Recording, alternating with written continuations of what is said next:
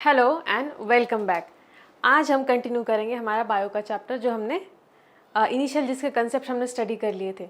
अभी आइए देखते हैं फर्दर इस चैप्टर के बारे में। हमने इस चैप्टर में इनिशियली देखा था about inheritance, about genetics, Mendel ने जो एक्सपेरिमेंट किया था उसके बारे में देखा था। अभी कंटिन्यू करेंगे हम इस चैप्टर को next. Mendel's law of inheritance. Mendel ने जो एक्सपेरिमेंट किए थे उसके ऑब्जर्वेशन पे बेस्ड कुछ लॉज उन्होंने प्रपोज किए थे। आइए देखते हैं उन लॉज के बारे में। The first is law of dominance. Now dominance, अभी जैसे कि आप देख पा रहे हैं इस डायग्राम में, देखिए काफ़ी इजी कंसेप्ट है लॉ ऑफ डोमिनेंस जो हमने देखा था। Dominance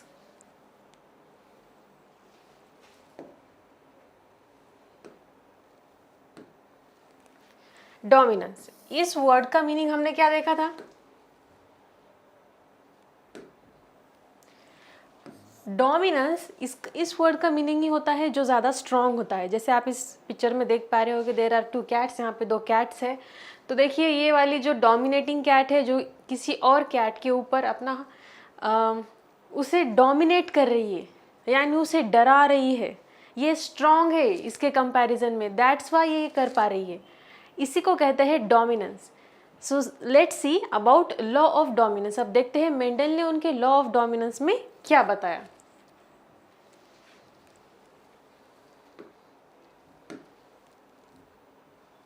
statement of law of dominance, ये आपकी बुक में एज इट इज है। When two homozygous individual with one or more set of contrasting character are crossed, the allele that appear in F1 are dominant and those which do not appear in F1 are recessive. तो देखते हैं law of dominance के बारे में। अभी देखिए law of dominance, dominance यानी जो जिसका खुद का अपना प्रभुत्व होता है, जो ज़्यादा स्ट्रांग होता है, इसी को लॉ ऑफ डोमिनेंस के स्टेटमेंट में कैसा कहा गया है, कैसा रिप्रेजेंट किया गया है। देखते हैं कि जब दो homozygous individual, okay homozygous individual, ये देखा था हमने। होमोजाइगस का मीनिंग क्या होता है? अगर उसमें दोनों भी ट्रेट सेम है then it is the homozygous. अगर दो होमोजाइगस इंडिविजुअल्स का क्रॉस किया गया, ओके होमोजाइगस इंडिविजुअल है जिनमें कॉन्ट्रास्टिंग कैरेक्टर्स है, that is contrasting character, it may be one और मोर कॉन्ट्रास्टिंग कैरेक्टर वाले अगर दो होमोजाइगस इंडिविजुअल का क्रॉस किया गया, देन जो कैरेक्टर, या इसे हम एलिल्स भी बोल सकते हैं, ठीक है, जो कैरेक्टर्स या जो एलिल्स F1 जनरेशन में आने वाले हैं। F1 means first filial generation, ठीक है। जो F1 जनरेशन में कैरेक्टर आपके अपीयर होंगे that will be the dominating और डोमिनेंट कैरेक्टर्स। एंड इसके अपोजिट में जो कैरेक्टर्स फर्स्ट जनरेशन में नहीं आने वाले या फिर वहां पे वो अपने आप को एक्सप्रेस नहीं कर पा रहे, okay, so that character can be called as recessive. So it is the very simple, ठीक है। उसका फर्स्ट लॉ ऑफ इनहेरिटेंस जो था that is law of dominance, ये काफी इजी है। इसमें सिंपल बताया गया है कि जो F1 जनरेशन में कैरेक्टर्स आ सकते हैं वो है डोमिनेंट, और जो कैरेक्टर F1 जनरेशन में नहीं आने वाले, ओके मीन्स जो एक्सप्रेस नहीं होने वाले, that will be called as recessive. So this was the law of dominance जो कि मेंडल का फर्स्ट लॉ था।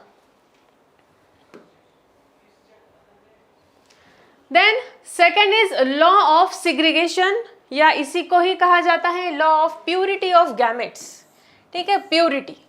Now alleles do not show any blending or mixing and both the allele or character are recovered as such in the F2 generation. Though one of this is not seen in the F1 generation during the formation of gamete, these two allele obviously separate or segregate. Otherwise, the recessive type will not appear in F2 generation. A gamete may carry either dominant or recessive factor, but not the both. That's why it is also called as law of purity of gametes. तो ये है हमारा statement. अभी देखते हैं law of segregation में क्या कहा गया है। सिग्रीगेशन का मीनिंग होता है अलग अलग हो जाना, वेरी सिंपल, एकदम सिंपल लैंग्वेज में हम सिग्रीगेशन को क्या कह सकते हैं कि अगर कोई दो चीज साथ में है उनका सेपरेट आउट हो जाना, इसी को सिग्रीगेशन कहेंगे। एंड लॉ ऑफ प्यूरिटी भी इसी को कहा जाता है। अभी ऐसा क्यों कहा जाता है ये आइए देखते हैं। अभी देखिए, alleles do not show any blending. Alleles में कभी भी ब्लेंडिंग शो नहीं होती, वो सिर्फ साथ में रह रहे हैं, बट वो मिक्स नहीं हो रहे एक दूसरे के साथ। ठीक है, alleles are always together but they are not getting mixed. वो मिक्स नहीं हो रहे, वो सिर्फ साथ में है। एंड देन इसी के कारण क्या होता है, अभी जैसे हमने देखा कि लॉ जो फर्स्ट देखा हमने, law of inheritance, that is law of dominance, उसमें क्या था, जितने भी F1 जनरेशन में कैरेक्टर आते हैं वो सब क्या है, डोमिनेंट है।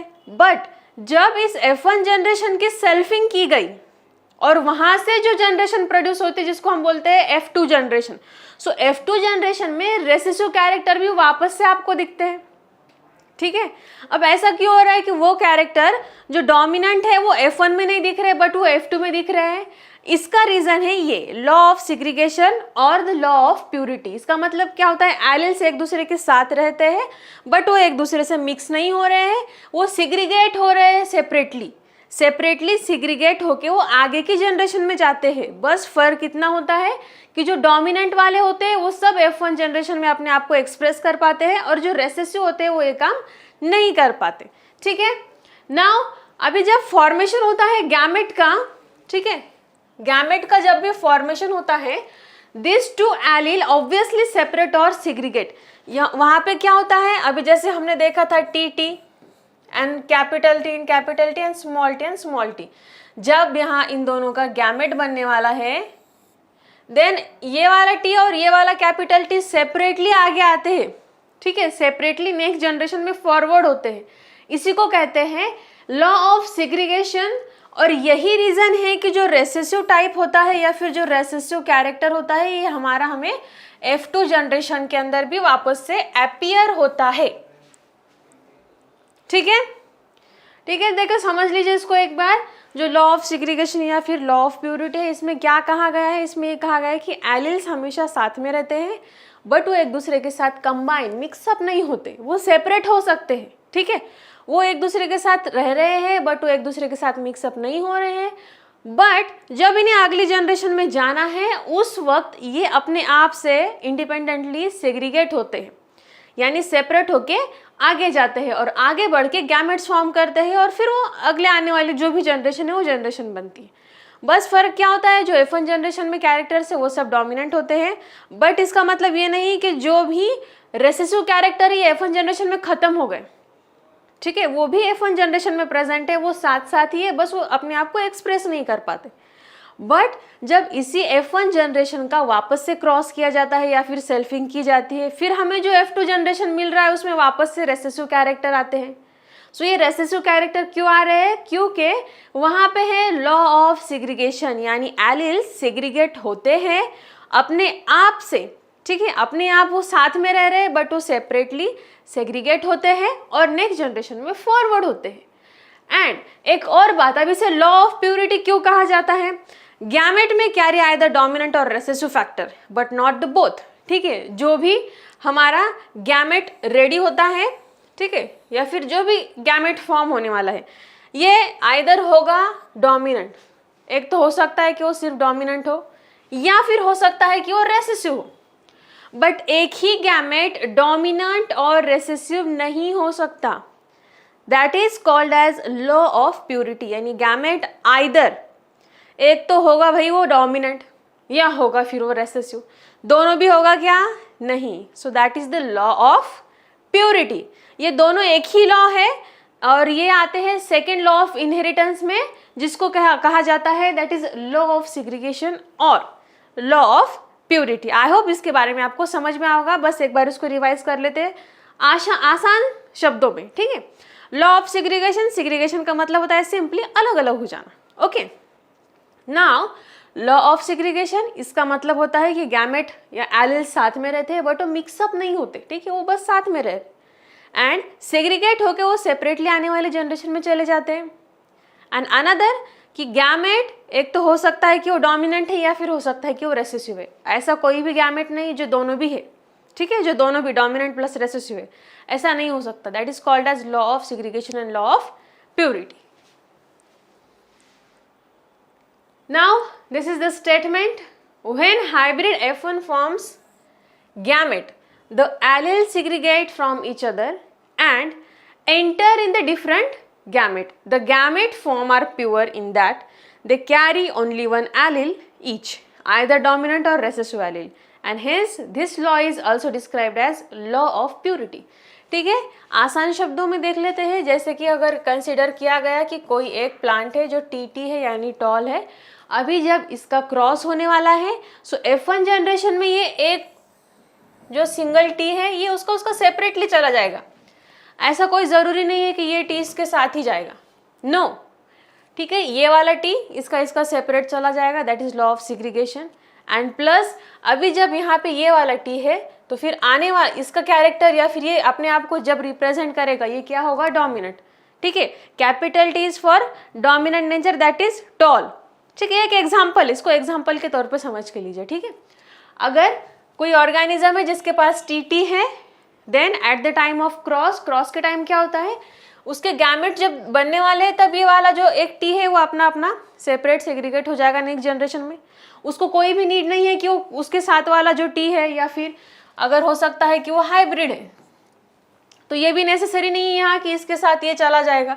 ठीक है, यहाँ पे ये दोनों भी जो है ये अपना अपना जा सकते हैं भाई, ये इंडिपेंडेंट है कंप्लीटली. यही कहा गया है हमारे लॉ ऑफ सेग्रीगेशन में.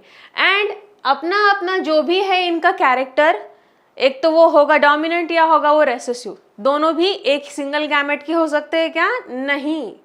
ठीक है, दोनों भी जो कैरेक्टर है लाइक डोमिनेंट या फिर रेसेसिव, जो भी हमारा गैमेट रेडी होने वाला है वो आइदर होगा डोमिनेंट या फिर होगा रेसेसिव. बट एक ही गैमेट में दोनों भी प्रॉपर्टीज नहीं हो सकती. ठीक है, this is the law of purity. Next is law of independent assortment. It is based on the dihybrid cross. ठीक है, ये डाई हाइब्रिड क्रॉस के ऊपर बेस्ड है. डाई हाइब्रिड क्रॉस हमने देखा था. डाई हाइब्रिड, डाई का मतलब क्या होता है बच्चों, जो हम सर में लगाते हैं बालों में, नो या वो वाला डाई होता है DYE, जिसका मीनिंग होता है कलर. या डाई DI, इसका क्या मतलब होता है, दो, डबल या फिर to.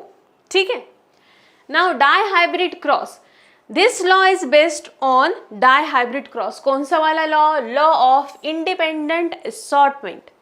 Law of independent assortment ये कौन से क्रॉस पर बेस्ड है, two, that is dihybrid cross. अभी डाई हाइब्रिड क्रॉस क्या होता है, ऐसा क्रॉस जिसमें हमने कोई दो कैरेक्टर को कंसिडर किया है. लेट्स एग्जांपल, सपोज एग्जांपल ले लेते हैं हमने एक कैरेक्टर कंसिडर किया था या फिर एक ट्रेट कंसिडर किया था हाइट का, और एक ट्रेट हो सकता है कलर और शेप ऑफ सीड. ठीक है, अगर दो कैरेक्टर या फिर दो ट्रेट हम कंसीडर कर रहे हैं किसी एक क्रॉस में, उसे कहते हैं डाई हाइब्रिड क्रॉस. डाई यानी टू. ओके, समझ में आ रहा है आपको. या नाउ स्टेटमेंट देख लेते हैं हम लॉ ऑफ इंडिपेंडेंट असॉर्टमेंट का क्या है. Law of independent assortment state that when hybrid possess two or more pair of contrasting factor form gamete, the factor in each pair segregate independently of other pair. ठीक है, अगर हमने दो character consider किए हैं, दो ट्रेट कंसिडर किए हैं एक क्रॉस में, that is dihybrid cross. अब इनके क्रॉस में ऐसा नहीं होने वाला कि हाइट वाला गैमेट जो है वो शेप में चला गया, शेप वाला गैमेट जो था वो किसी और ट्रेट में चला गया, लाइक लेट्स एग्जांपल कलर में चला गया. ऐसा नहीं होने वाला. ओके, यहाँ पे लॉ ऑफ इंडिपेंडेंट असॉर्टमेंट क्या कहता है, दैट जब भी हम हाइब्रिड करने वाले हैं टू और मोर पेयर्स के लिए, ठीक है, टू और मोर पेयर ऑफ कॉन्ट्रास्टिंग फैक्टर या फिर एलिल्स के लिए, और वहां पे जब भी गैमेट्स बनने वाले हैं, the factor in each pair segregate independently. जो भी फैक्टर है उस पेयर में का वो अपने आप से सिग्रीगेट हो जाता है इंडिपेंडेंटली. ये काफी इंपॉर्टेंट वर्ड है, देखो यहाँ पे इंडिपेंडेंटली. ओके, इंडिपेंडेंटली, इसीलिए इसको क्या कहा गया, इस लॉ को the law of independent assortment.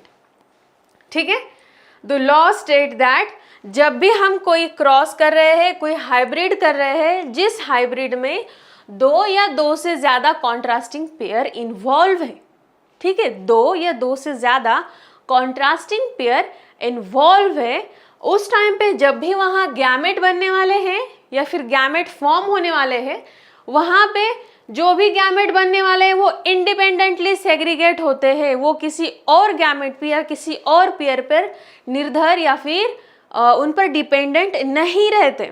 ठीक है, this is the law of independent assortment. Okay, एक बार देख लेते हैं हम तीनों भी लॉ का एक quick revision. The first is law of dominance. ये डोमिनेंस वाले में याद रखो, ये बिल्ली, ये जो नीचे वाली ये भीगी बिल्ली यानी शांत रहने वाली, और ये है शायद बिलोटा। चलो ठीक है, अभी देखिए लॉ ऑफ डोमिनेंस में क्या होता है, जो भी डोमिनेटिंग है, ये जो भी स्ट्रॉन्ग है, वो F1 जनरेशन में एक्सप्रेस होता है। ठीक है, statement of law of dominance में क्या है, जब भी हम वन और मोर सेट ऑफ कॉन्ट्रास्टिंग कैरेक्टर को लेके कोई भी हम एक क्रॉस कर रहे हैं, सो आने वाले F1 जनरेशन में जो भी एक्सप्रेस होने वाले character, they all will be dominant characters, and जो कैरेक्टर्स एक्सप्रेस नहीं होने वाले उन सभी को क्या कहेंगे हम, recessive. What we can say, recessive. This is the first law of inheritance, that is law of dominance.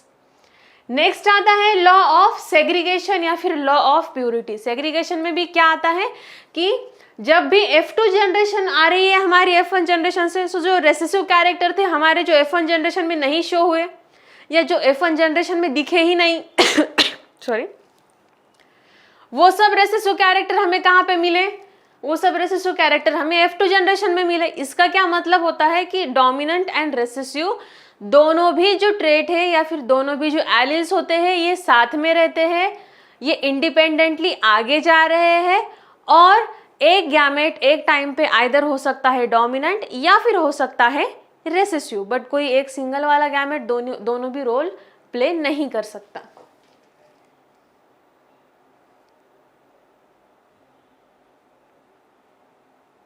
Then law of independent assortment. Independent assortment monohybrid cross के लिए तो नहीं है, जहाँ पे दो या दो से ज़्यादा कैरेक्टर या फिर कॉन्ट्रास्टिंग ट्रेट इन्वॉल्व है, उन सब एक्सपेरिमेंट्स के लिए है। अभी इसका क्या मतलब होता है, ये अगर हमने कोई ऐसा क्रॉस किया जिसमें दो या दो से ज़्यादा कॉन्ट्रास्टिंग पेयर अटैच है या फिर कॉन्ट्रास्टिंग पेयर है, उसमें स्टडी कर रहे हैं हम, सो जो भी आने वाले या फिर जो भी गैमेट्स हमारे फॉर्म होने वाले हैं, उस गैमेट्स में सेग्रीगेशन इंडिपेंडेंटली होता है पेयर्स का, एक दूसरे के साथ वो मिक्सअप नहीं होते।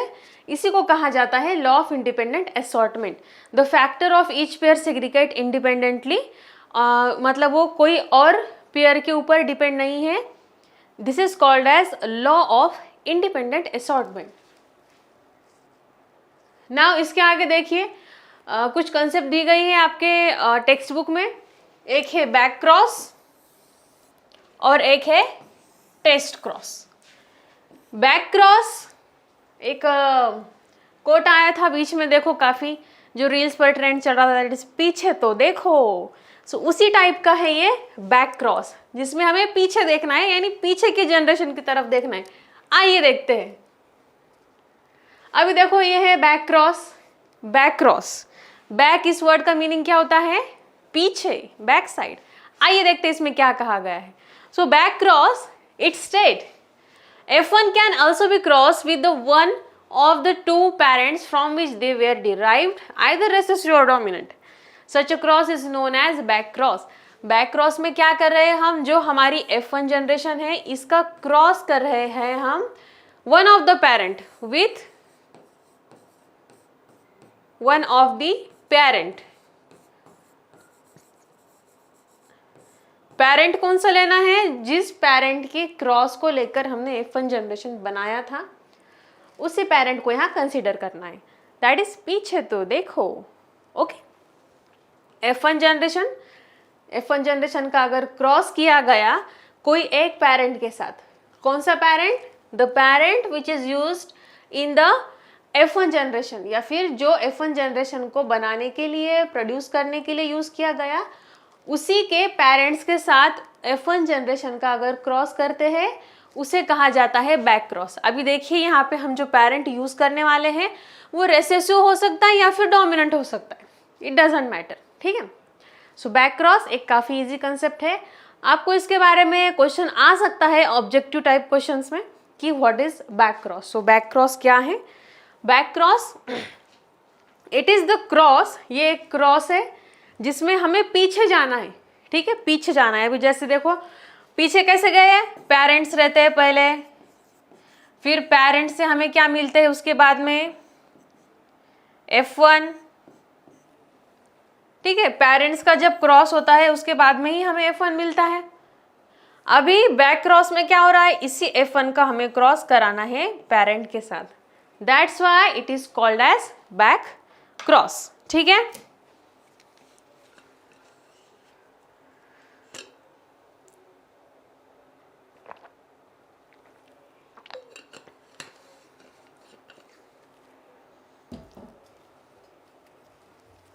Now let's see next test cross. अभी टेस्ट देखो, अभी टेस्ट TEST है, अगर ये TAST होता, ST इसका मतलब होता खाने वाला टेस्ट, ठीक है, टेस्ट।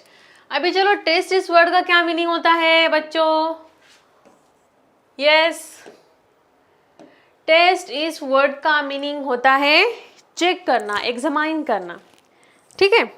अभी ये जो भी है हमारा टेस्ट क्रॉस, इसमें भी यही काम कर रहे हैं हम, या फिर इसका मोटो वही है, इसका उद्देश्य यही है कि हमें टेस्ट करना है, हमें जानना है, हमें एग्जामाइन करना है, ठीक है। इसीलिए टेस्ट क्रॉस किया जाता है। अभी देखते हैं टेस्ट क्रॉस के बारे में। टेस्ट क्रॉस में कहाँ कहाँ पे क्रॉस होने वाला है?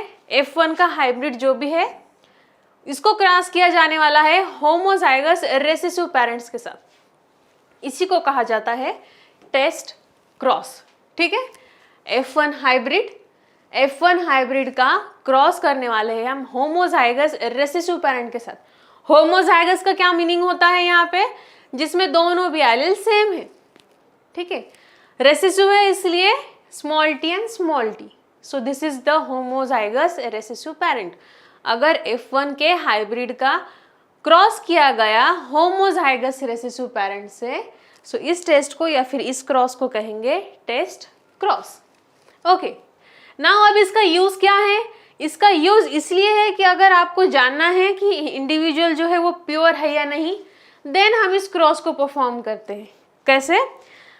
It is use to test whether an individual is homozygous, that is pure और हेट्रोजाइगस। द टेस्ट इज और द क्रॉस टेस्ट ये काफ़ी इजी है, सिंपल है, रिपीटेबल है एंड प्रेडिक्टेबल है, ठीक है। अभी देखिए इसका यूज क्यों है।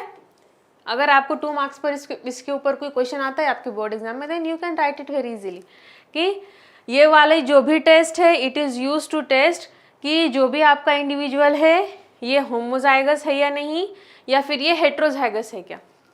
इसे जानने के लिए इस टेस्ट को परफॉर्म किया जाता है एंड इसको क्या कहते हैं? टेस्ट क्रॉस, क्योंकि हम इसको एग्जामिनेशन के लिए यूज कर रहे हैं, दैट्स वाई इसको क्या कहेंगे हम? Test cross. अभी देखिए ये जो भी क्रॉस टेस्ट है हमारी या फिर टेस्ट क्रॉस जो है ये काफ़ी इजी होता है करने के लिए, एक सिंपल वे है इसका, ठीक है। It is very easy, it is very simple, repeatable है, मतलब आप इसको बार बार कर सकते हैं, that's why it is repeatable and also it is predictable, यानी आप उसको प्रेडिक्ट कर सकते हैं कि हाँ ऐसे हो सकता है या फिर ऐसे नहीं हो सकता। So this is all about the test cross. Now अभी देखिए ये एक एग्जाम्पल है हमारे टेस्ट क्रॉस का। अभी देखिए ये होमोजाइगस रेसेसिव है, that's why small r and small r है, और वो भी होमोजाइगस रेसेसिव है, small r and small r। अभी जब यहाँ पे गैमेट बनने वाले हैं देन यहाँ पे आएगा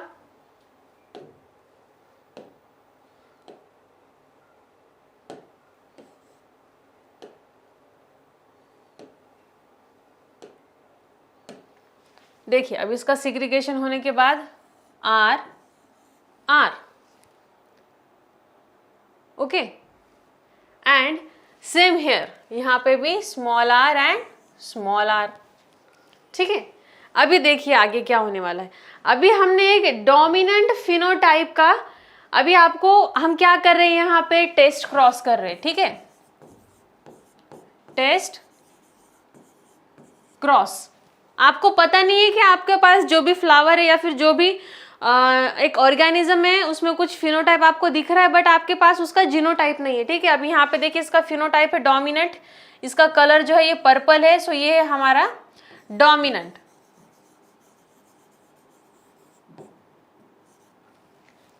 अभी ये डोमिनेंट फिनोटाइप वाला फ्लावर आपके पास प्रेजेंट है, बट आपको जानना है कि ये इसका जीनोटाइप क्या है, ये प्योर है या नहीं है। ठीक है, अगर देख लीजिए अभी यहाँ पे आपने R is for red colour, ठीक है, रेड कलर हमारा है डोमिनेंट। अभी आर जो है वो रेड है, स्मॉल आर जो है वो अदर देन रेड या फिर जो रेसेसिव कैरेक्टर है व्हाइट उसके लिए। अभी आपके पास क्या है, एक F1 जनरेशन का ऑर्गेनिज्म है, ठीक है, ये है F1 जनरेशन का, या फिर आपके पास बस एवी है पड़ा हुआ, आपको पता करना है कि इसका जीनोटाइप क्या है। अब ये डोमिनेंट तो आपको दिख रहा है क्योंकि पिंक कलर का है या फिर रेड कलर का है, ठीक है, ये है डोमिनेंट। बट अगर ये हाइब्रिड है, हाइब्रिड यानी जिसमें एक ट्रेट रेसेसिव है और एक डोमिनेंट है, उस कंडीशन में भी ये जो फ्लावर है ये डोमिनेंट फीचर ही शो करेगा, यानी वो रेड कलर का ही दिखेगा।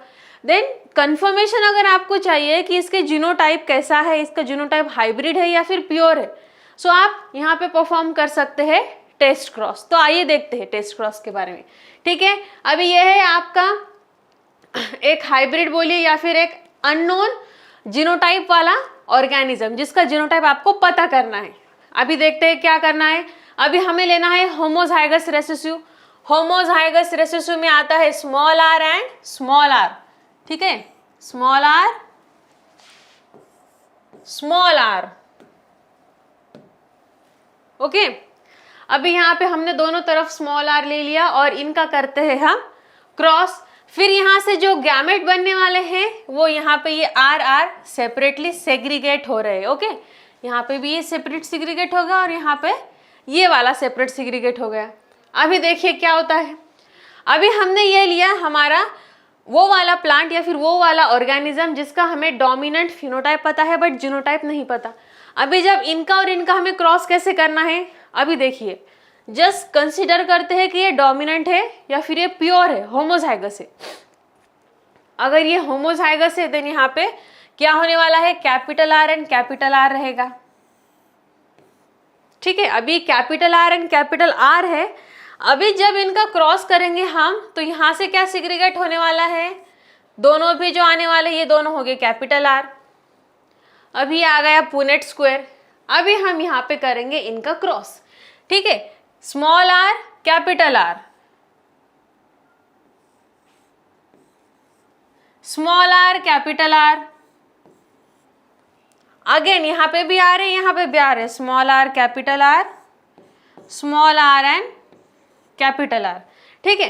आर आर यहाँ पे एटलीस्ट वन आर ऐसा है जो डोमिनेंट है यानी कैपिटल आर है, ठीक है। सो अगर इनके क्रॉस में यानी ये वाला जिसका अननोन जीनोटाइप है, अननोन जीनोटाइप और होमोजाइगस रेसेसिव का अगर आपने क्रॉस कराया और उससे आने वाली जो भी जनरेशन है अगर वो कंप्लीटली आपको डोमिनेंट मिल रही है, okay, if you are getting completely dominant.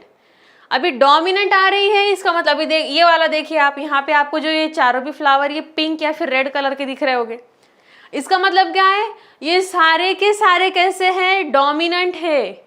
It means कि जिसका जीनोटाइप हमें पता नहीं था वो होमोजाइगस है, homozygous with dominant trait, okay. Dominant क्यों है, क्योंकि इसका colour red and red colour is dominant in this experiment, okay. That's why अगर ऐसा होता है तो हमें पता चल जाएगा कि ये जो ऑर्गेनिज्म है जिसका हमें जीनोटाइप पता नहीं था वो क्या है, होमोजाइगस।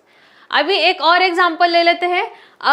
अगर यह है कोई हाइब्रिड वाला, ठीक है, हाइब्रिड यानी जिसमें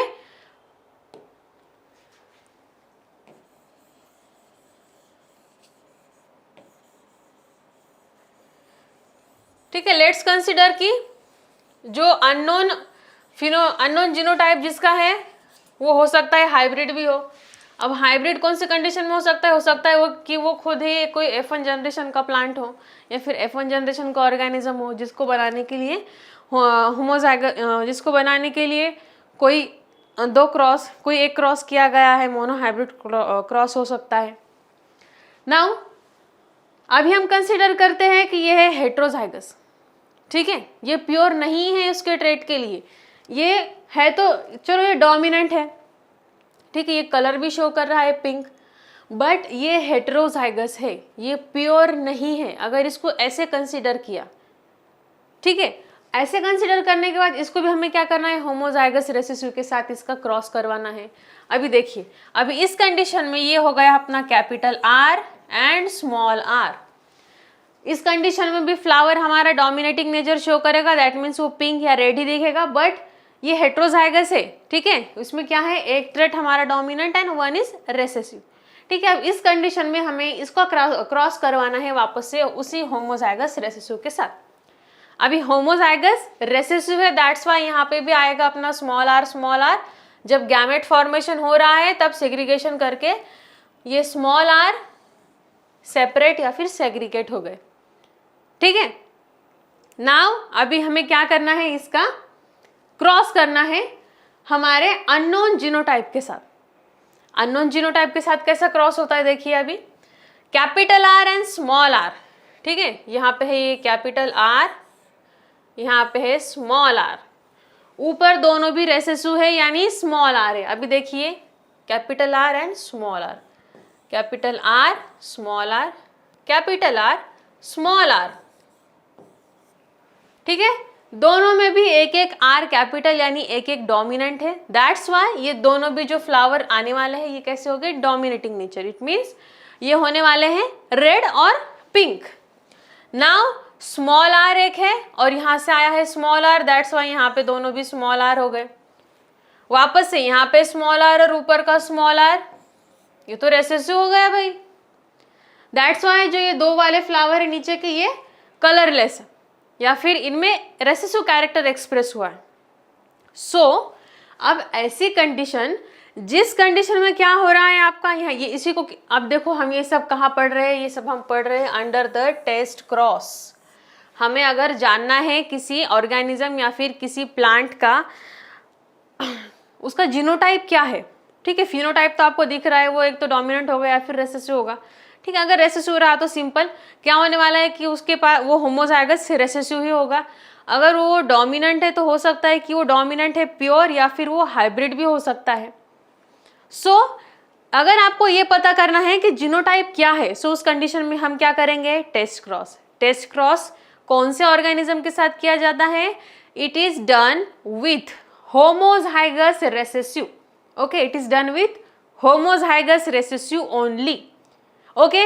अभी देखो होमोजाइगस रेसेसिव इसी के साथ क्यों करना है, अगर आपका प्लांट कंप्लीटली डोमिनेंट है और होमोजाइगस है डोमिनेंट के लिए, सो क्या होता है, जब भी वो उसका किसी के भी साथ क्रॉस करा लो, आने वाली जो भी F1 जनरेशन है वो इसके कारण डोमिनेंट ही होगी। समझ रहे हैं आपको, इसमें क्या है, दोनों भी डोमिनेंट है या फिर दोनों भी इसके जो एलिल्स है वो डोमिनेंट है और ये होमोजाइगस है, यानी यहाँ से सेग्रीगेशन होने के बाद भी कैपिटल R ही सेग्रीगेट हो रहे हैं। फिर अब ये कैपिटल R आप कितने भी स्मॉल r के साथ मिला लो, जो जनरेशन प्रोड्यूस होने वाली है वो जनरेशन कैसी होगी, डोमिनेंट ही होगी। सो दैट्स वाई अगर टेस्ट क्रॉस में से आने वाले प्रोडक्ट या फिर उसमें से आने वाला जो हमारी जनरेशन है अगर वो कंप्लीटली डोमिनेंट है, इसका मतलब क्या होता है कि टेस्ट क्रॉस के लिए आपने जो यूज किया है या फिर आपको जिसका जीनोटाइप पता नहीं था वो होमोजाइगस डोमिनेंट है।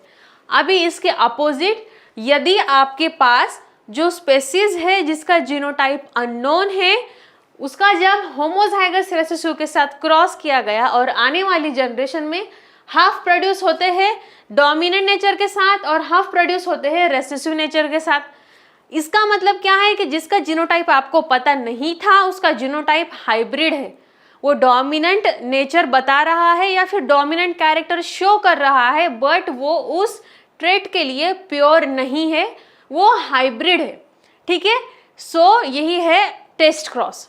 समझ रहे हैं आपको, टेस्ट क्रॉस में आप क्या कर रहे हैं, एग्जामाइन कर रहे हैं, चेक कर रहे हैं कि आपके पास जो कुछ भी ऑर्गेनिज्म है या फिर आपके पास जो भी स्पेसीज है, यदि आपको उसका फिनोटाइप दिख रहा है बट ये आपको फिक्स नहीं है कि उसका जीनोटाइप क्या है, वो प्योर है या नहीं है, सो उसको जानने के लिए टेस्ट क्रॉस किया जा सकता है। नाउ आगे बढ़ते हैं।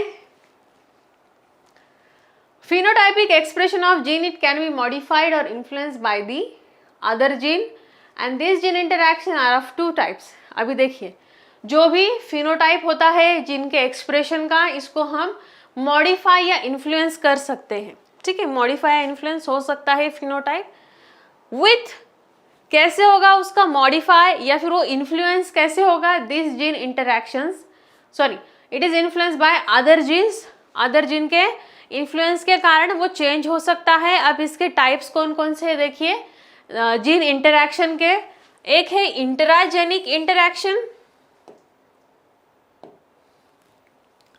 Okay, intragenic interaction and the another is intergenic interaction. Intergenic इसको नॉन एलिलिक भी कहा जाता है। अभी देखिए इंट्राजेनिक मतलब क्या होता है, ये इंटरैक्शन ऑकर होने वाला है और allele of the same gamete, ठीक है, it occur between allele of same gamete. अगर गैमेट में सॉरी अगर एलील से सेम गैमेट के उनमें जो भी इंटरैक्शन होता है उसको कहा जाता है intragenic. Intra, A is for अपने, तो अपने होते हैं, ठीक है, ए यानी अपना, सो इंट्रा, जहां पे भी इंट्रा आता है इसका मतलब होता है सेम, उसी चीज का, उसी रीजन का, ठीक है। सो इंट्राजेनिक इंटरैक्शन कहाँ होता है, ये उस एलील में होता है, सॉरी ये उन जीन्स में होता है जो सेम एलील के होते हैं, ठीक है। For example incomplete dominance and codominance. अब इस इंटरैक्शन के कारण हमें क्या मिलता है, इनकम्प्लीट डोमिनेंस का एक केस मिलता है और एक है कोडोमिनेंस, ओके। ये दो चीजें हमें मिलती है, किसकी बदौलत मिलती है, intragenic interaction, intragenic, okay. Intra, इसके स्पेलिंग में ए आता है, ए होता है अपने, तो अपने होते हैं, ठीक है।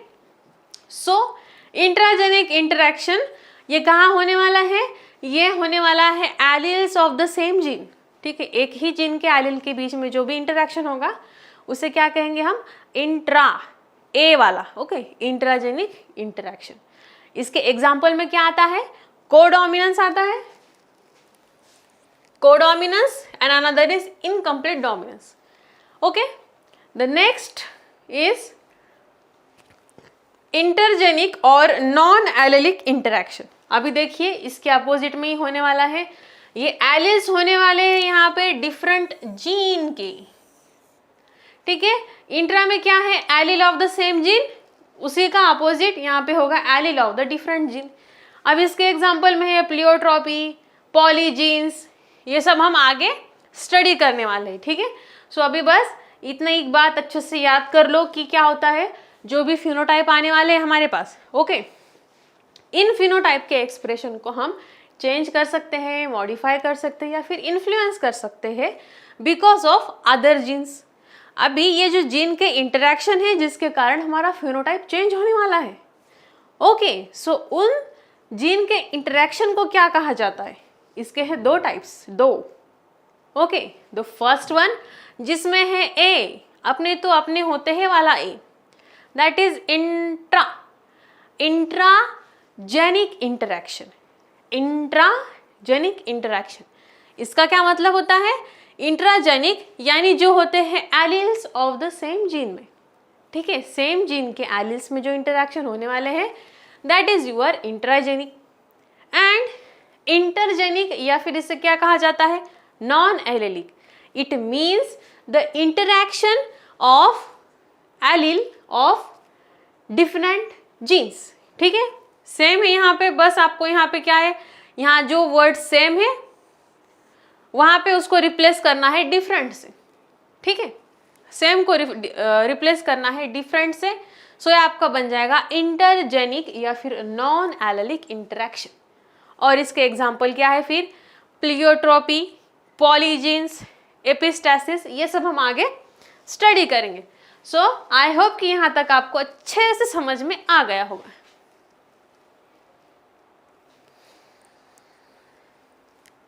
चलिए अब आगे बढ़ते हैं।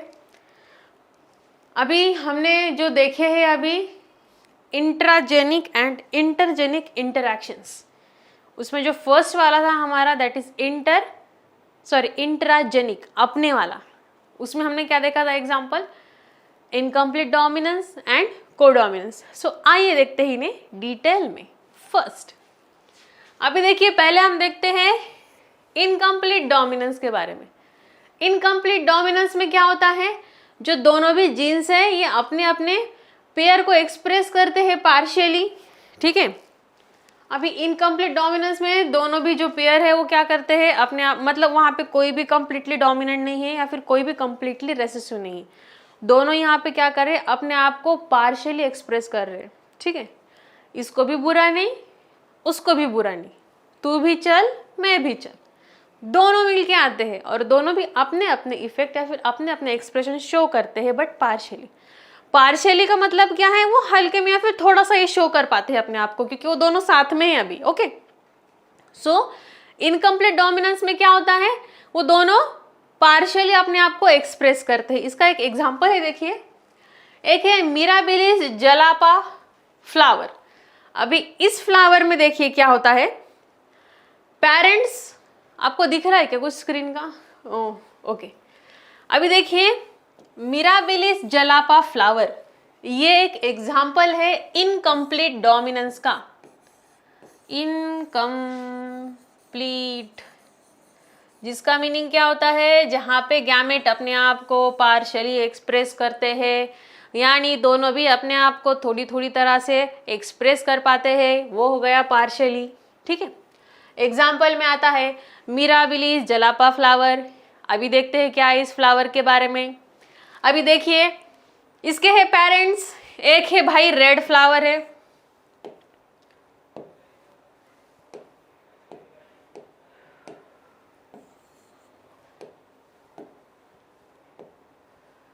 ओके। अभी देखते हैं मिराबिलिस जलापा फ्लावर के बारे में। यह है एग्जांपल हमारे इनकम्प्लीट डोमिनेंस के बारे में। इनकम्प्लीट डोमिनेंस का क्या मतलब है कि यहाँ पे जो एक्सप्रेस होने वाले कैरेक्टर है ये कैसे है, पार्शियली एक्सप्रेस करने वाले हैं, यहाँ पे कोई भी कंप्लीट डोमिनेंट या रेसेसिव नहीं है। आइए देखते हैं इसके बारे में। अभी देखिए इसका है पेरेंट जो कि है रेड कलर में, दैट्स व्हाई ये हो गए कैपिटल आर, और इनका हम जिनके साथ क्रॉस करने वाले हैं वो है स्मॉल आर, यानी कि हो गए व्हाइट, ठीक है। अभी व्हाइट और रेड इन दोनों का किया गया है क्रॉस, यह है हमारी पेरेंट वाली जनरेशन, हम कर रहे हैं इनका क्रॉस। क्रॉस करने के बाद अब देखिए जो भी गैमेट है, गैमेट बनने के लिए क्या होता है, सेपरेटली सेग्रीगेट हो रहे हैं। इसमें से आ गया कैपिटल आर, इसमें से आ गया small R, capital R and small R बन के यहाँ पे आ गया और ये बन गई हमारी F1 जनरेशन, जिसका जीनोटाइप है capital R and small are.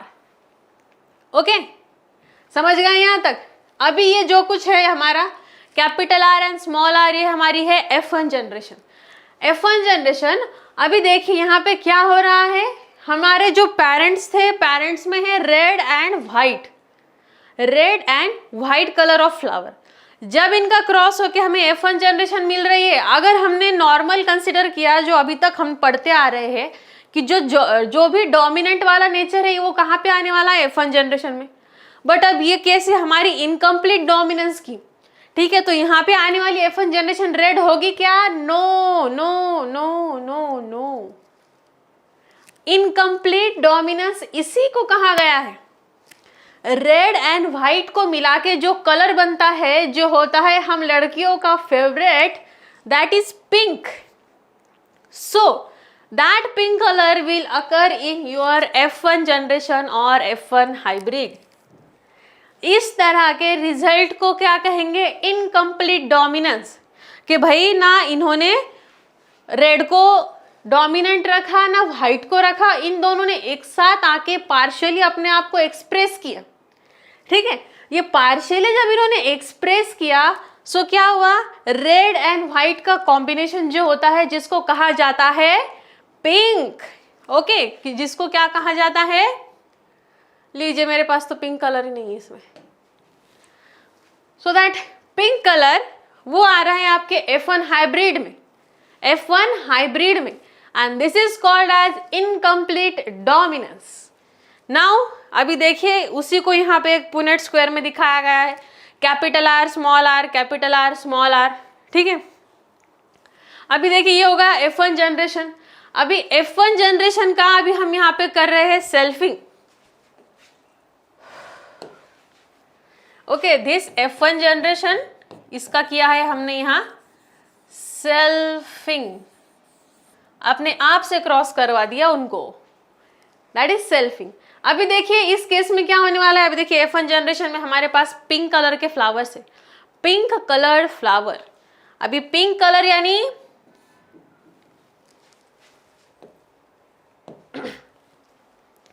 Flower pink colour के है, बट उसमें दोनों भी गैमेट है, capital R and small are. अभी देखिए जब हम F1 जनरेशन की सेल्फिंग कर रहे हैं तो क्या हो रहा है, ये है कैपिटल आर और ये है स्मॉल आर, ये है कैपिटल आर, ये है स्मॉल आर। अभी इनका जब क्रॉस किया, कैपिटल आर ये बन गया red, capital R small R ये बन गया पिंक। अभी देखिए capital R small R again, capital R and small R, that's why ये भी बन गया पिंक। लास्ट में क्या हो रहा है, स्मॉल आर और ये है व्हाइट। ठीक है, ये है इनकम्प्लीट डोमिनेंस के बारे में। F1 जनरेशन कैसी बनाई हमने, पेरेंटली हमने लाल और सफेद को मिलके जो हमें F1 जनरेशन मिला वो था हमारा पिंक। अब इस पिंक का जब हमने सेल्फिंग कराया उस टाइम पे देखिए क्या होता है, हमें जो जीनोटाइप का रेशियो मिल रहा है वो कैसा है, देखिए कैपिटल आर एक ही है, कैपिटल आर स्मॉल आर, यानी ये जो हाइब्रिड वाला है जिसमें पिंक कलर आने वाला है ये 2 है हमारे पास, और एक है व्हाइट जिसमें होमोजाइगस रेसेसिव ट्रेट है, that is small are and small r. So ये हमारा रिजल्ट, या फिर इसको कह सकते हैं हम जीनोटाइपिक रेशियो क्या आया फिर हमारा इनकम्प्लीट डोमिनेंस में। देखिए यहां पे आता है हमारा कैपिटल आर कितने बार है, कैपिटल आर 1, देन 2 बार क्या है capital R and small are. अभी इसके आगे देखते हैं, small are and small r कितने हैं, सिर्फ एक ही है, एक है small are and small r, that is homozygous recessive. So ये क्या है हमारा, ये है हमारा जीनोटाइपिक रेशियो। ठीक है, genotypic ratio of incomplete dominance, जिसमें एग्जाम्पल देखा हमने मिराबिलिस जलापा फ्लावर का। नाउ फिनोटाइपिक रेशियो देखते हैं। फिनोटाइपिक रेशियो में देख लीजिए अभी जहां पे भी ये दोनों एक साथ है, capital R and small R, इसका मतलब ये कौन से हैं, पिंक वाले हैं। सो एक वहां पे रेड आने वाला है, 2 वहां पे आने वाले हैं पिंक, वापस से एक आने वाला है व्हाइट। ये है इसका फिनोटाइपिक रेशियो। सो ये सब था हमारा अबाउट इनकम्प्लीट डोमिनेंस में। अभी देखिए जैसे जैसे हम इस चैप्टर में आगे बढ़ेंगे ना वैसे वैसे काफी इंटरेस्टिंग जेनेटिक्स के बारे में पढ़ने वाले हैं। अभी ये टॉपिक भी काफी इंटरेस्टिंग मुझे तो लगता है।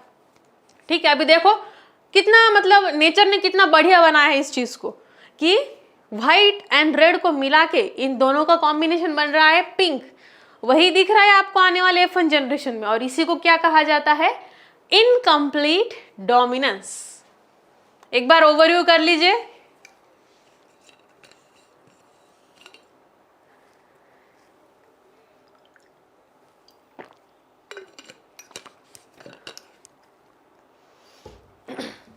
आइए चलते हैं आगे।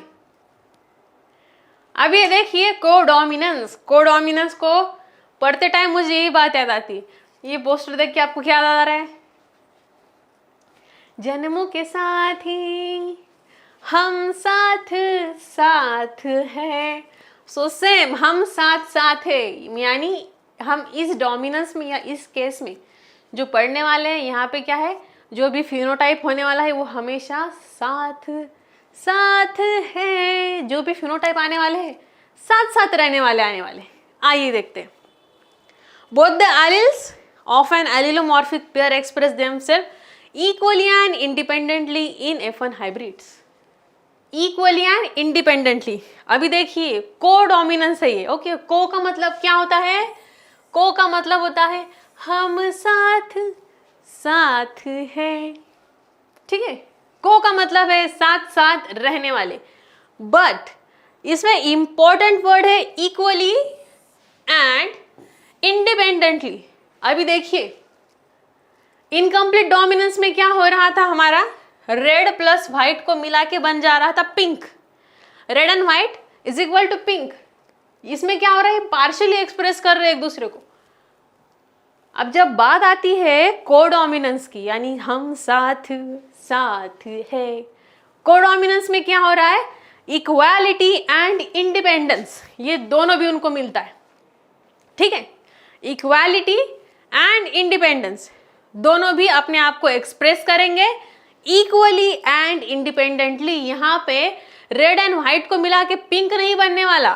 ठीक है, यहाँ रेड एंड व्हाइट को मिलाने के बाद पिंक नहीं बनेगा, रेड एंड व्हाइट को मिला के यहाँ पे कुछ ऐसी चीज बनेगी जिसमें व्हाइट भी है और रेड भी है, बट वो है सेपरेटली एंड इंडिपेंडेंटली। देखते हैं इसके बारे में, चलो। अभी देखिए ये आपके बुक का ही एग्जांपल लिया है मैंने, कोडोमिनेंस, साथ रहने वाले। अभी देखिए यहाँ पे क्रॉस किया गया है रेड एंड व्हाइट का। ठीक है, एक काऊ का एग्जांपल है, cow and bull. So phenotype and genotype, phenotype में आता है रेड एंड व्हाइट, जीनोटाइप में क्या आता है इसका, capital R and capital are. Okay, इसका यह है इसका जीनोटाइप। और व्हाइट वाले का, अभी देखिए इस बार में हम दोनों भी यहाँ पे कैसे है, इक्वल है और इंडिपेंडेंट है। दैट्स वाई यहाँ कैपिटल आर लिया, तो यहाँ पे स्मॉल आर नहीं लेंगे हम, कैपिटल आर। यहाँ पे व्हाइट का आ गया डब्ल्यू। ये डिफरेंसेस है देखो इनकम्प्लीट और कोडोमिनेंस में। अभी देखिए आगे क्या हो रहा है, अभी यहाँ सेग्रीगेशन होता है, गैमेट्स बन रहे हैं। गैमेट बनने के बाद देखिए कैपिटल आर में से आगे आने वाला है भाई एक कैपिटल आर, इधर से एक आने वाला है capital W.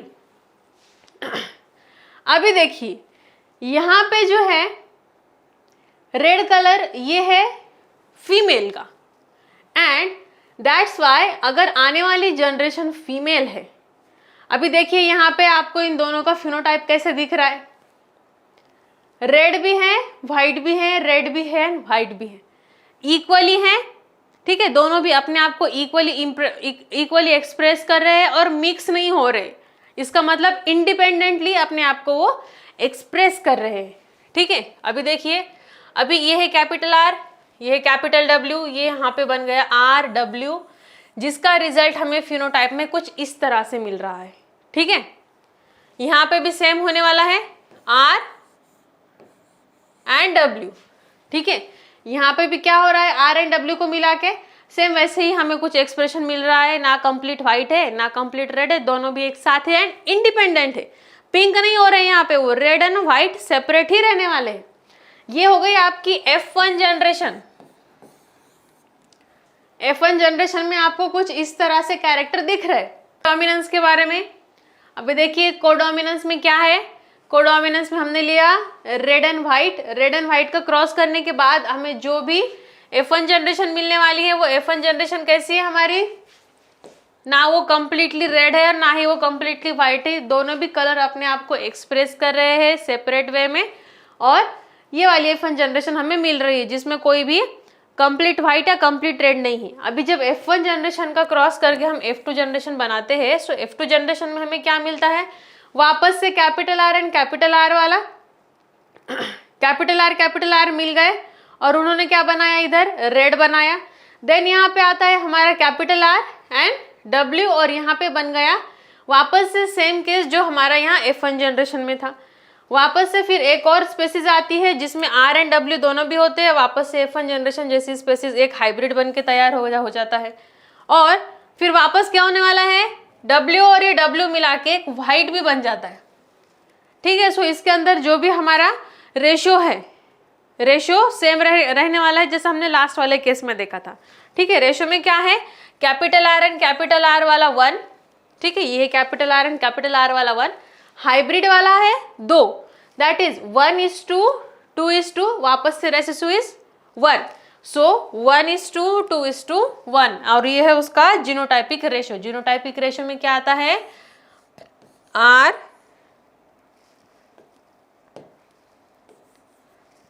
Now what is in genotypic ratio, so इस क्रॉस के बाद हमें जो भी जीनोटाइपिक रेशियो मिलने वाला है वो है कैपिटल आर, ठीक है।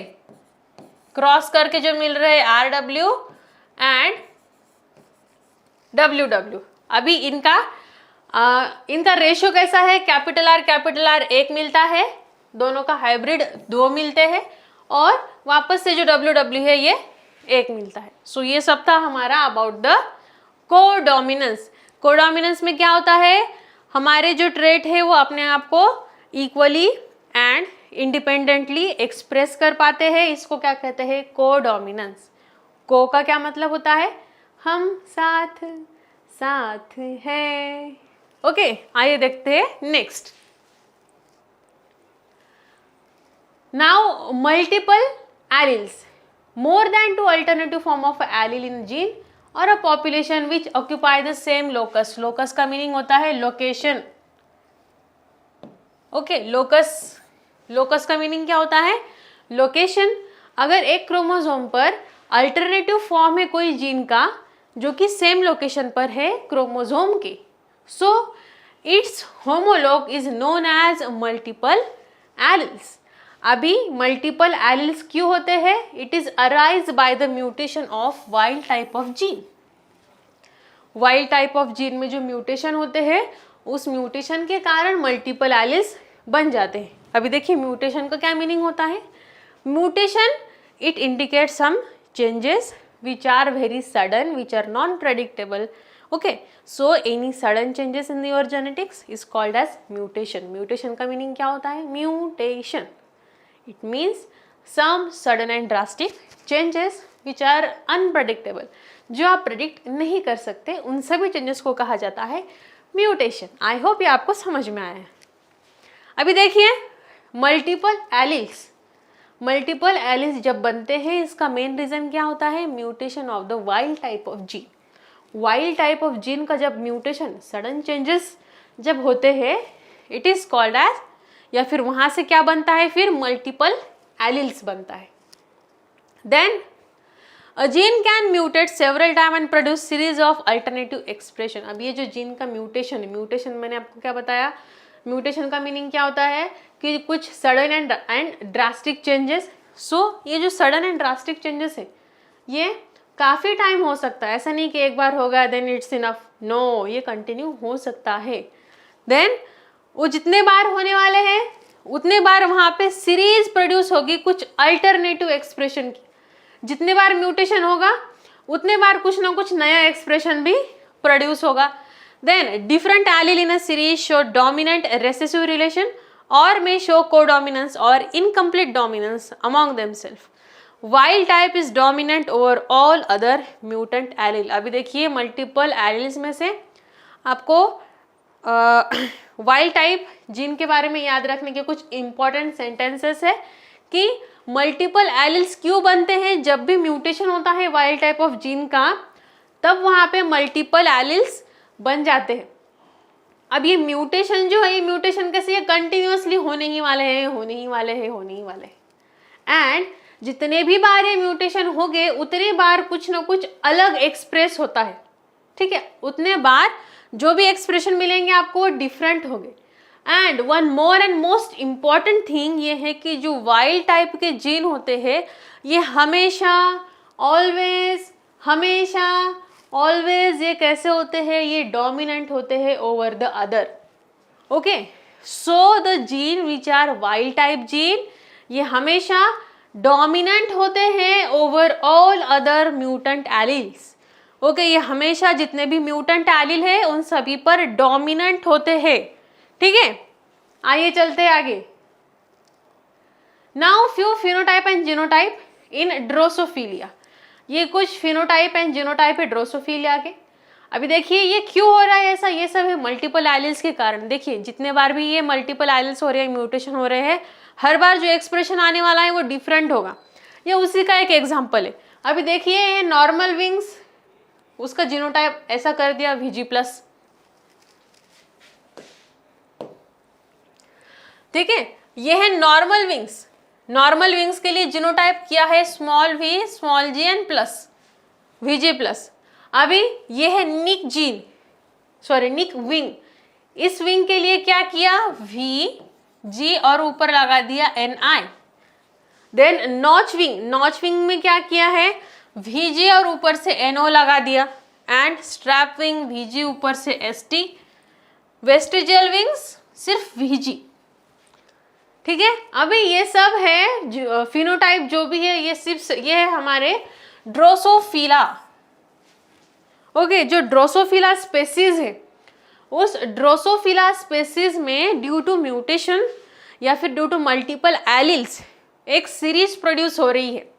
सो इस सीरीज में क्या है, इस सीरीज में जितने भी फिनोटाइप आ रहे हैं वो सब फिनोटाइप अपने आप में डिफरेंट है, एक दूसरे से अलग अलग है। वो क्या है, अभी देखिए ये जो हमारा ड्रोसोफिला है, ड्रोसोफिला यानी क्या, एक मक्खी, हमारी मक्खी, यू नो फ्लाइज, माशा।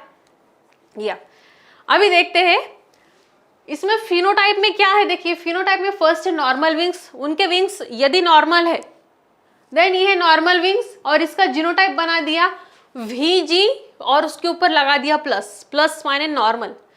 नेक्स्ट में क्या है, निक्ड विंग, उनके विंग तो है बट वो थोड़े से साइज में से छोटे हो गए। ठीक है, आप लोग ये वाला जब ये हम पढ़ रहे हैं ना, तो आप लोग आपकी टेक्स्ट बुक आपके पास रखो और उसको ओपन रखो। हो सकता है कि कुछ इमेज वगैरह में आपको क्लियर ना दिखे कैमरा में। ओके, सो इसके लिए आप अपने पास आपकी टेक्स्ट बुक रखो ओपन। नाउ निक विंग है जिसके लिए ये वीजी कांस्टेंट रखा है, बस उसके ऊपर हमने सिंबल्स चेंज कर दिए। जैसे नॉर्मल के लिए प्लस लगा दिया, निक के लिए लगा दिया निक का इनिशियल एन आई। देन नॉच, नॉच के लिए, नॉच यानी क्या है, बस थोड़े थोड़े इनको ऐसे कुछ नॉचेस जैसे है दोनों साइड में विंग्स। ओके, सो उसके लिए लगा दिया ऊपर N O. Then strap wing, strap wing यानी उनके पास स्ट्रिप्स के जैसे कुछ विंग्स बच गए हैं अभी, सो उसको एस टी लगा दिया। And vestigial, vestigial means nothing, गायब ही हो गए, पूरे उड़ ही गए उनके विंग। सो उस कंडीशन में वहां पे सिर्फ वीजी रखा, ना प्लस ना माइनस। ठीक है, सो ये है फिनोटाइप और ये है जीनोटाइप। और ये एक केस है मल्टीपल एलिल्स का। मल्टीपल एलिल्स क्या है, multiple alleles more than two alternative form of a gene.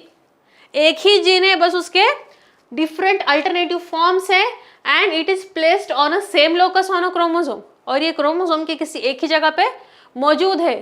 ठीक है, so that is multiple alleles and the example is Drosophila. Drosophila में क्या होता है, देखिए ड्रोसोफिला में फिनोटाइप एंड जीनोटाइप दिया गया है, एक ही स्पेसीज है बट यहाँ पे चेंजेस हो रहे हैं उनके विंग्स में, and this is the case of multiple alleles.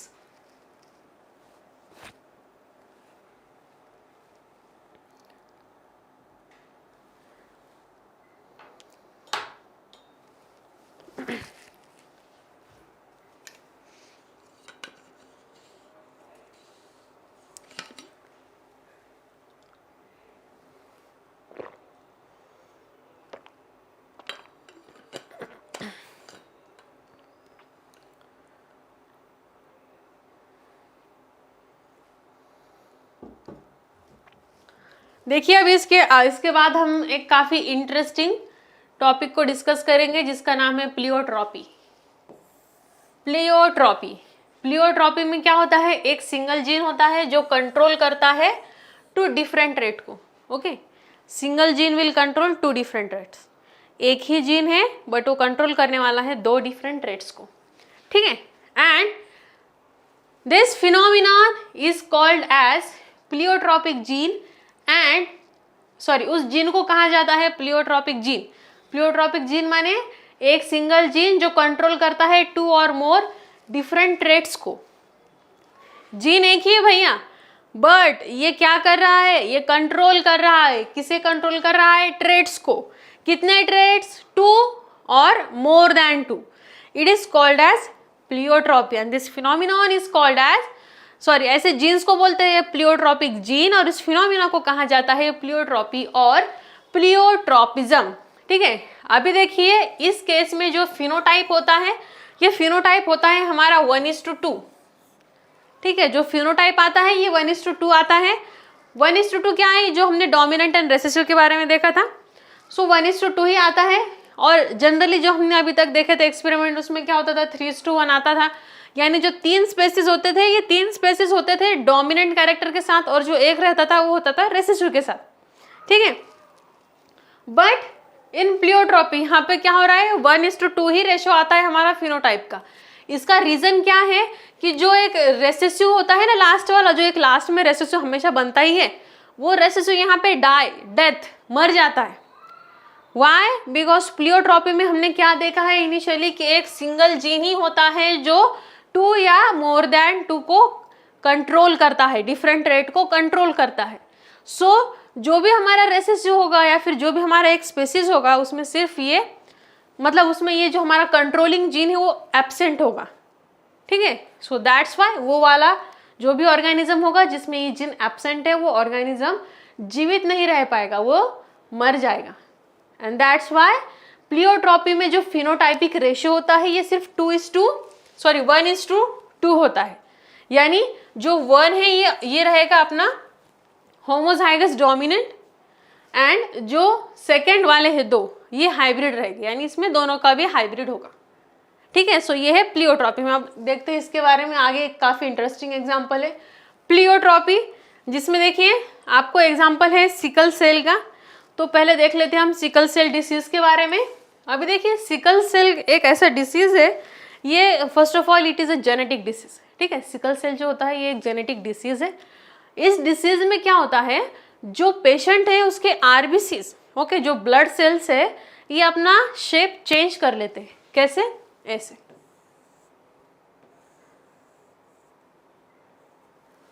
वो जो निंजा हथौड़ी में होता है ना, वो कुछ फेंकता है ऐसा, सो उस टाइप का कुछ ये शेप कर लेते हैं, ठीक है। ये आरबीसी का शेप होता है।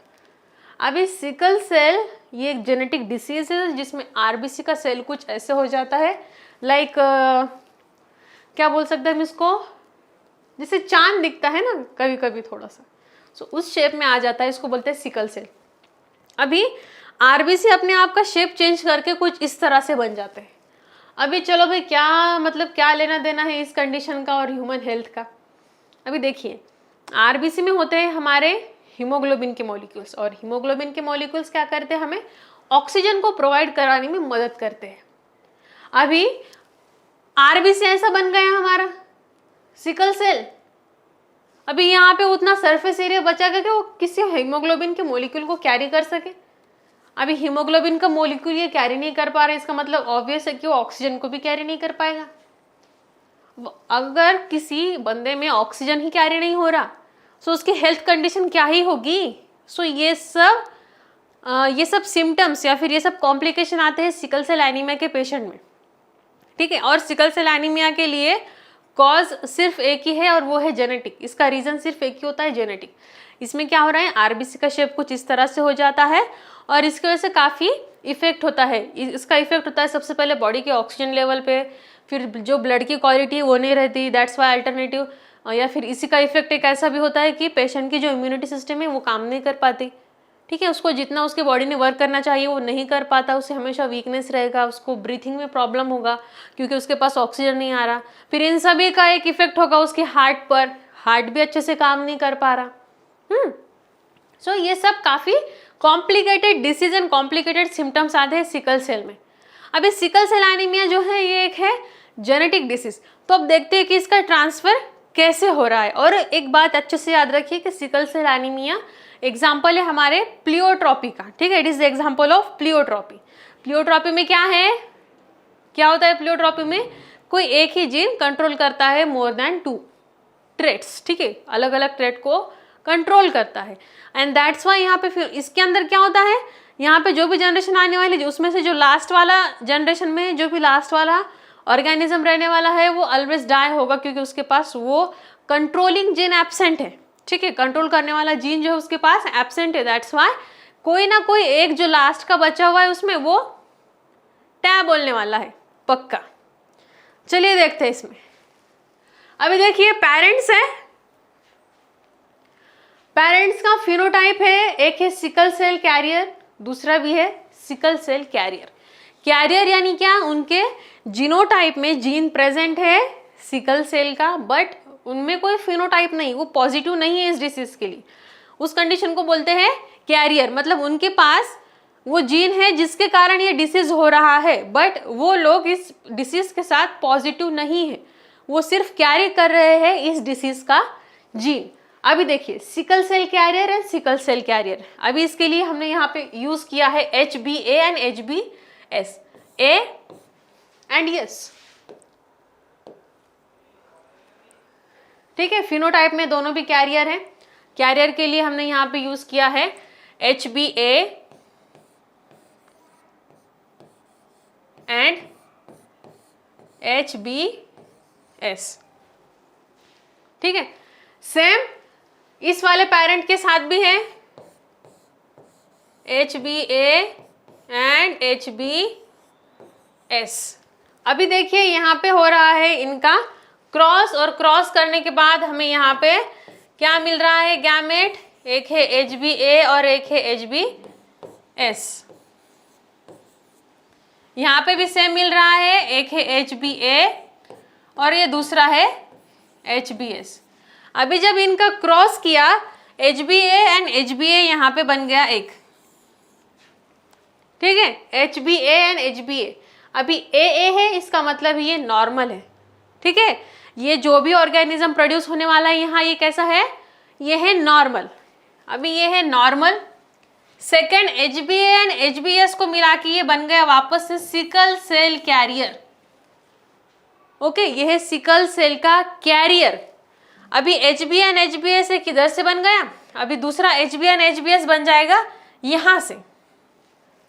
HbA और HbS सिकल सेल के कैरियर दो मिल गए हमें।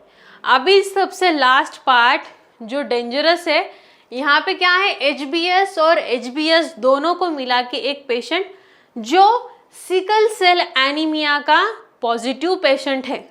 ओके, द पर्सन जिसको सिकल सेल एनीमिया के सिम्टम्स फिनोटाइपिकली दिखने वाले। ठीक है, HbS एंड HbS। सो ये वाला जो लास्ट का पर्सन होगा, ये पर्सन सरवाइव नहीं कर सकेगा। ठीक है, ये पर्सन सरवाइव नहीं कर सकेगा क्योंकि उसके पास सिकल सेल एनीमिया है, जिसका मतलब होता है कि उसके जो RBCs है इनका शेप सिकल चांद की तरह है। ठीक है, जो हमारी सेल्स नॉर्मली सर्कुलर होती है RBC, जिसका रीज़न होता है कि उसके ऊपर हमें कैरी करना होते हैं हीमोग्लोबिन, उसके साथ कैरी करना होता है हमें ऑक्सीजन। ठीक है, अब इस केस में वो होगा क्या, ऑब्वियसली नॉट।